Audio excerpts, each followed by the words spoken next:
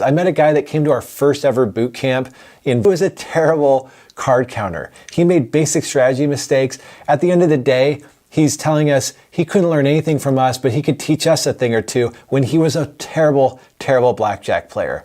Well, a year later, he emails saying he had lost over $100,000, but he was still getting backed off. It's because casinos weren't bothering to figure out how bad this guy was. They just saw he was trying to change his bets with the count, and so they're backing off a losing customer just because he was acting like a card counter. What's my point with this? I don't know. Casinos are dumb, I guess.